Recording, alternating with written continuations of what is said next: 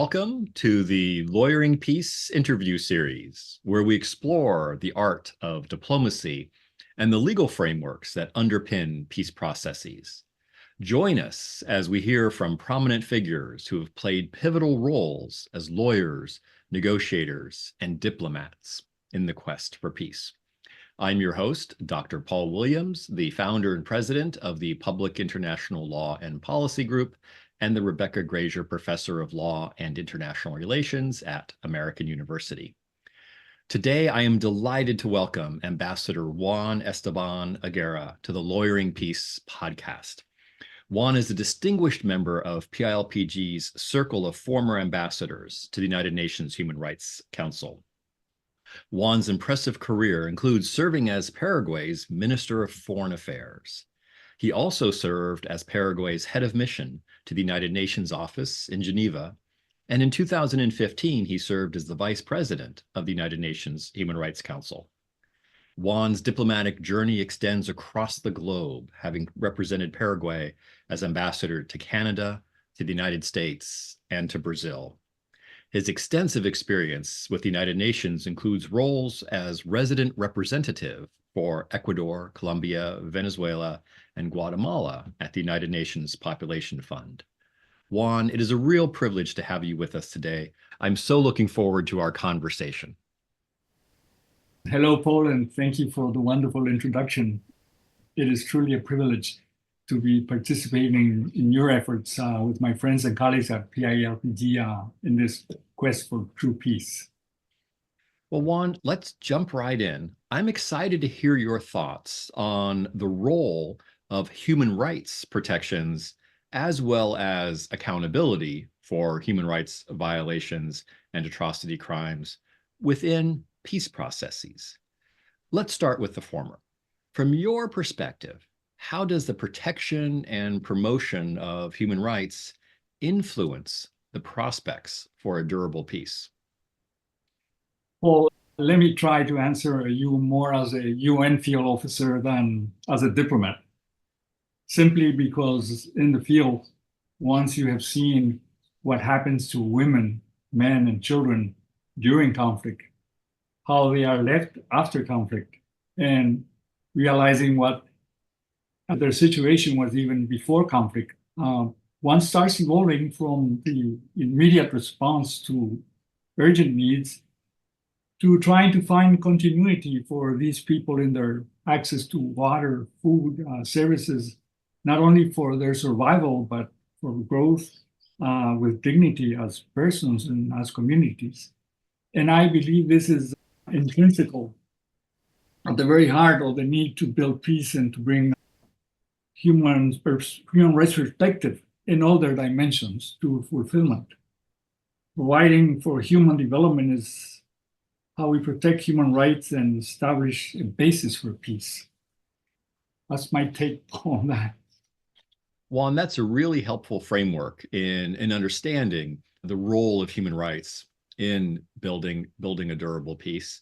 Can you share with us any specific instances where human rights protections were either effectively or ineffectively implemented in a peace process, and whether and how they contributed to a durable peace? I know it's an example from my region, but it is also a country where I served, and I know how much the violence, as they would refer to the conflict, affected Colombians everywhere and at all levels of society. And in this context, back then, human rights were a contested issue because their violation was invoked by all sides of the conflict. But during the peace negotiations, the full range of human rights, social, economic, and cultural rights were considered. The final agreement recognized that respect for human rights, and I quote, is a goal to be promoted by the state, and that economic development with social justice in harmony with the environment would guarantee peace and progress, and that social development with equity and well-being for all would allow for peace and progress. And most of all, the human rights of the victims were included in negotiations from the very beginning. And victims actually participated in the negotiations that took place in Havana, in Cuba. The Office of the High Commissioner of Human Rights in Colombia was very much involved in making this happen. What I like about what happened in these peace negotiations is that not only the parties in conflict participated, all the affected population and civil society. So nowadays, the guerrilla is unarmed and is part of participating in the political process in Colombia. And there's a sense of security, a sense of normalcy that has returned to the country. That's why I like that example.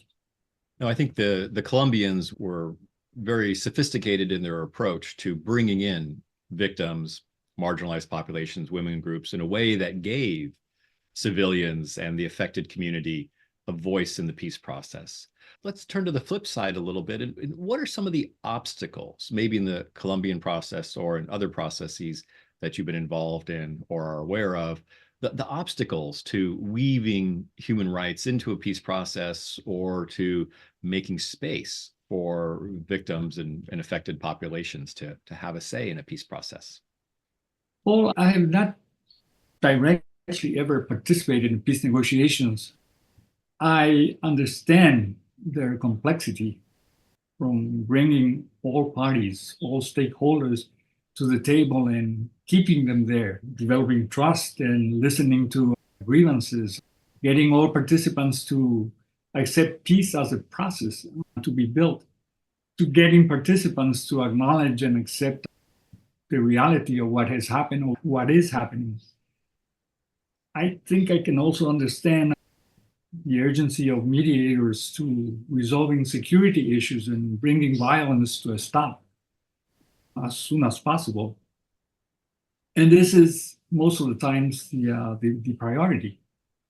Despite the obvious effect of ending gross human rights violations by ending violence, mediators still tend to hesitate to use human rights perspective from the onset of the negotiations.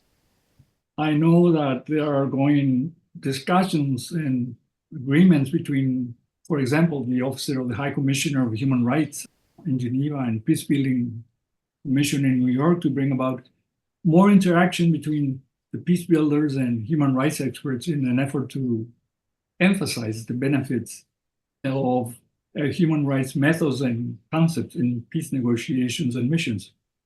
But it is still a work in progress. It is still not a comfortable relationship. So that's how I see that.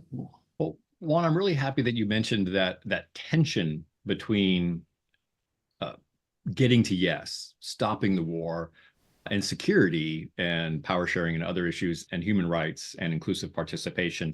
And I'll want to come back to that with some additional questions in a few moments. I want to pivot a little bit to the UN Human Rights Council and drawing on your experience as the vice president of the Human Rights Council in 2015.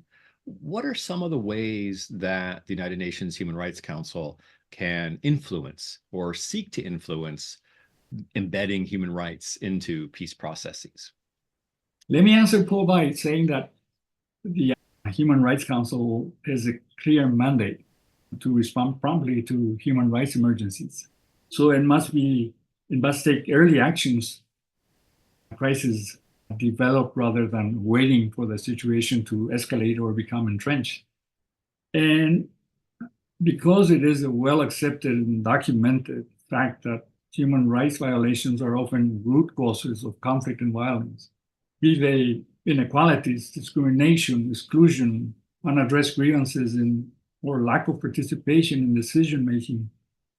From this perspective, human rights analysis and information can help promote more comprehensive peace processes by including a focus on social justice, political equality, and participation and accountability for past wrongdoings. And this information and analysis on human rights is the very valuable product of the mechanisms at the disposal of the Human Rights Council, special sessions, the fact-finding missions, the Universal Periodic Review, the reports from the Office of the High Commissioner, the reports from special procedures, from the reports from the treaty bodies. What is important about the information and analysis coming from the Council mechanisms is that it is collected on the ground and provides information on the human rights situation in a given context. And this comprehensive and accurate picture of the human rights situation in a given country can be linked to peace building and peacekeeping processes and the prevention of further conflict. The Council poll could do a much better job of acting on the large amounts of information at its disposal. It could do a much better job in sharing and transmitting this information to the field and to other UN agencies on the ground and to headquarters, especially to peace-building operations. It could do a much better job using the information to initiate capacity building technical assistance to protect human rights in our countries, to prevent conflict.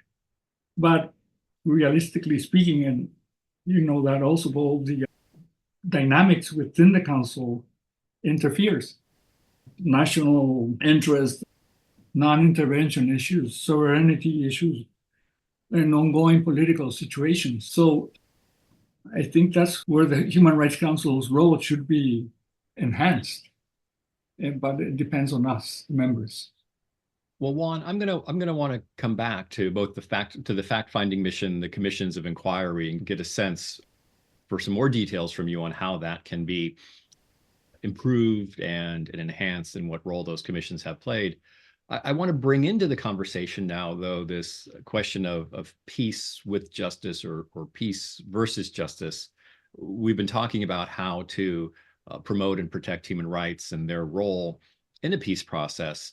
And at the far end of the spectrum is this question of holding perpetrators accountable for atrocity crimes. And oftentimes those perpetrators are the folks that you have to negotiate with to end the conflict. So I'm curious as to your views on peace with justice, peace versus justice. Easy questions on this podcast. I'm afraid, Paul, I may start sounding like a diplomat, and not in the very good sense of the word to answer this one, Paul. As you know so well, better than me, Paul, building trust among those sitting around a negotiating table is of the essence to moving forward. And addressing grievances is one of the essential steps in building trust. And as part of this, acknowledging past violations of human rights is an unavoidable step. But in addressing past violations, it must be made understood around the table that the aim is to ensure the rights and dignity of affected populations, that these rights are made central to the process of ending conflict and building a new society, and that it is part of an effort to provide a safe space to continue discussing how to implement and guarantee the respect for the full range of human rights. Again, and I'll repeat, civil, political, economic, social, and cultural rights as a matter of good governance. Establishing or determining the mechanisms that will deal with the past violations is also part of good governance, especially because it necessarily has to deal with compensation, reparation, and identifying victims of the conflict. I hope I didn't sound too diplomatic there. Clearly, you have a long diplomatic track record, Juan, and history. It's woven into your DNA. Well, let me ask you, before we talk about the commissions of inquiry, let me ask you another difficult question, which is the balance between human rights and accountability for atrocity crimes. We oftentimes think that, all right, there's human rights, they need to be protected, oftentimes they're violated, and when they're violated in the extreme, it's an atrocity crime, and therefore you need accountability, hold the perpetrators responsible. But oftentimes in a peace process, there can be tension between drafting a human rights framework for the future and developing mechanisms of accountability to hold people accountable for human rights violations and atrocity crimes they've committed during the conflict. What are your thoughts on resolving that tension, diplomatic or otherwise? I think it is a difficult question. I have to refer to the role of the Human Rights Council in addressing human rights violations during conflict. I have seen the council react quickly, sometimes decisively on given situations. We did not hesitate in supporting the urgent sessions and voting in favor of the resolutions that were necessary. It is one of those instances where one appreciates the value of having created the council. Then again, as a diplomat, it is a moment where you feel you actually doing something, helping. Not quite the same, of course, as when you are bringing water, food, medicines, and clothing to people in distress, but fulfilling nevertheless. But for both these instances, and thus, these are reactions. The worst has already happened, and as has been recorded and accepted, I repeat this, human rights violations can be symptoms, consequences, and causes of violent conflicts. Thus, the protection of human rights are essential to conflict prevention. And as I said before, the Council has the information to act in preventing the deterioration and escalation of the situation in a given context. I think this prevention mode is central to what our President Secretary General of the UN, Secretary Guterres, sees as the way of achieving sustaining peace. We start long before the conflict cycle begins, cooperating with countries, building capacity, building institutionality, justice mechanisms, promoting participation and access. And these tools for accountability should be placed in national hands if there is to be any healing. And this is where I think the balance can be struck. How do you do that, and how do you convince those participating around the table that this is the way forward? That's another matter. Yeah, but balancing by the accountability in the national hands, the human rights, both national with the support of international mechanisms. And as you say, Juan, getting the parties at the table to agree.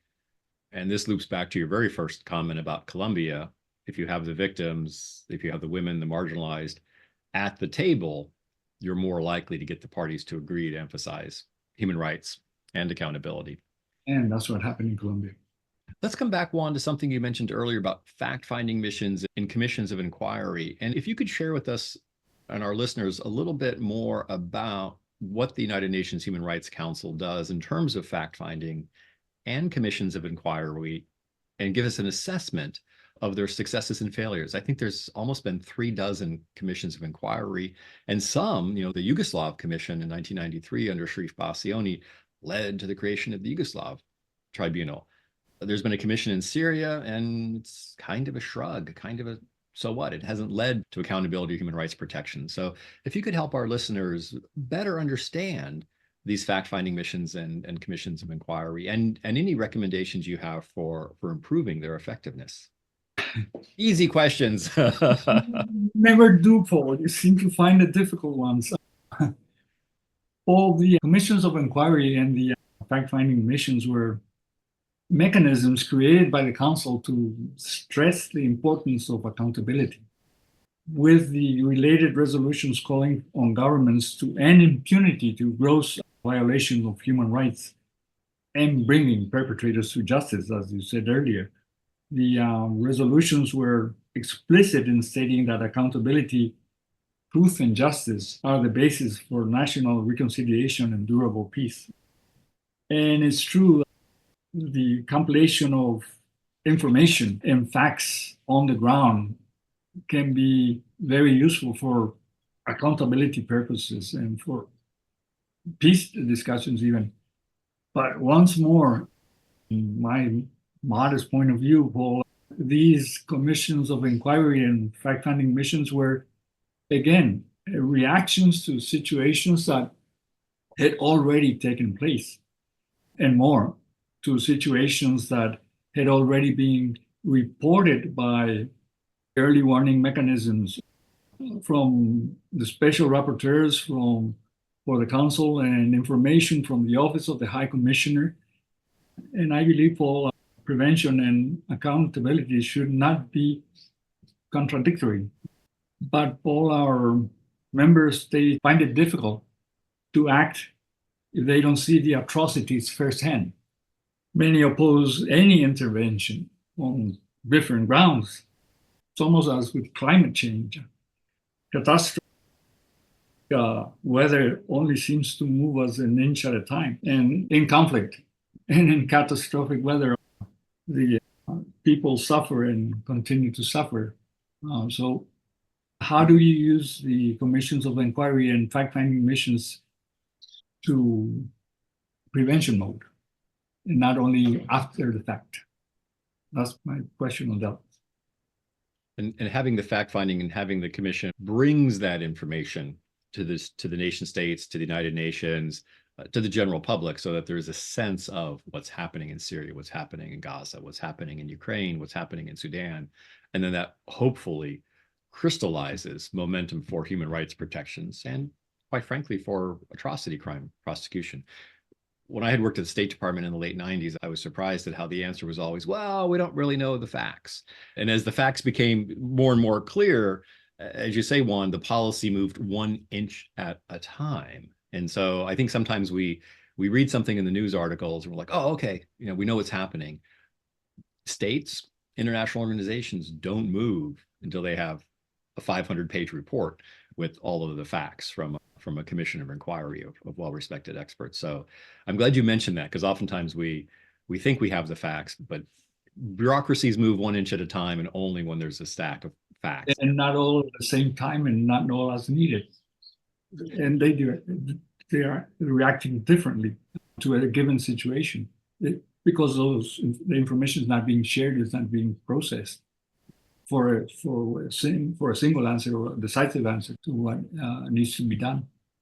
And I think and I agree with you. I think that's why the Commission of Inquiry is so important, because it's available to everyone. Each state has their own intelligence services and they know what's happening, but for various reasons, they obviously don't share that. And so you have an inconsistent and a zigging and zagging of international policy. Well, let's turn to the future. And what are some of your recommendations, Juan, for the global community, for nation states, for peace builders, to do a better job of integrating human rights protections and accountability for atrocity crimes into these peace processes? A number of our listeners are young and mid-career professionals who are out there making a difference and want to continue to make a difference and to do it better. What recommendations do you have for them? I have one reaction, Paul. I would put it this way.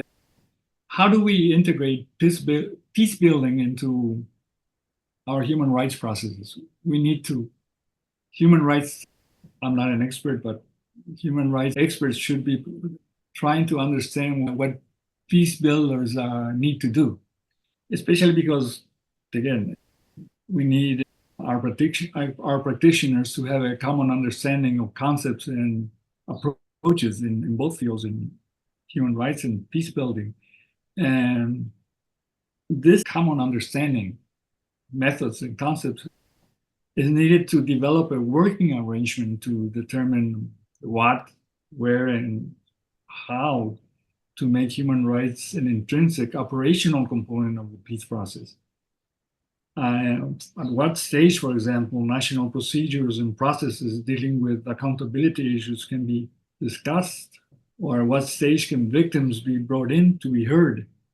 Another step in the UN context, again, could be by, as we were saying, increasing the two-way flow of information between the peace-building units in New York, for example, and in Geneva, and also increasing the flow and prompt sharing of information within the human rights units themselves, the Office of the High Commissioner, the Human Rights Council, the treaty bodies. and most importantly, establishing a prevention agenda on in the Human Rights Council and finding mechanisms to improve the response time of the Council to emerging situations. I think I can go on for, but I'll stop there. Okay. Well, Juan, I'm so glad that you brought that perspective into the conversation, because I sit with the peace negotiations community, the peace builders, and I'm always thinking about, okay, how do we bring the human rights perspective into peace building? Because peace building is about getting to yes, getting the guys with guns to stop shooting one another, and then power sharing and reconstruction. And I keep thinking, okay, how do we bring human rights into that?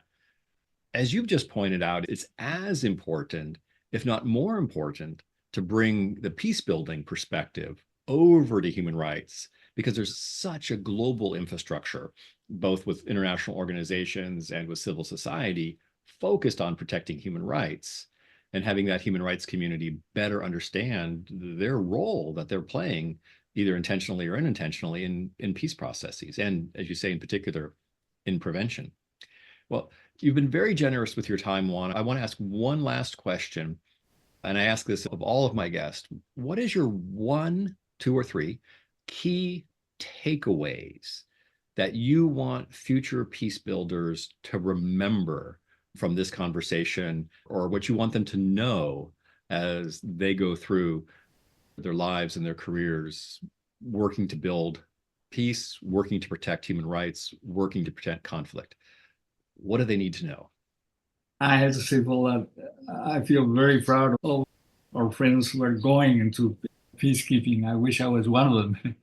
I love the term peace builders, Paul, because it allows me to say that you start building peace on the ground. Those women, men, children, and their communities, by providing them with their basic human needs, that is, making operational their rights to health, their right to education, to water, to sanitation, and by giving them space to decide and to participate in determining the needs of their community. That is, by making operational their civil and political rights. After all, the true dimensions of development, the true dimension of democracy is, and by the extent to which individuals can decide the course of his or her own growth and that of his family. This is the measure of human dignity. And that's the essence of human rights. And this is the basis for true and lasting peace. And I really thank you, Paul, for letting me participate. No, that's fantastic. That idea of it really starts locally. I think oftentimes we talk about international organizations and how nation states engage on these issues, but it really is, peace building starts locally, empowering individuals by protecting their human rights and giving them space to engage in a democratic process. So I'm very grateful that you shared that view, because oftentimes I think we forget about that and we move and start thinking about Geneva and New York and places like that rather than the local communities. Well, Juan, I wanted to thank you for taking the time to have this conversation with us. It's been a real honor and privilege to have this conversation, but also to work with you as one of our members of our Council of Ambassadors, former ambassadors from the Human Rights Council. You've been doing amazing work with PILPG over these last few years, building upon a decades-long career of diplomacy, and in particular your work at the Human Rights Council. So thank you for not only for this conversation, but for all of the commitment and the dedication that you've had to building peace over the decades and protecting human rights. I feel very proud of having done it, and I would do it all again. Thank you, Paul. Thank you very much.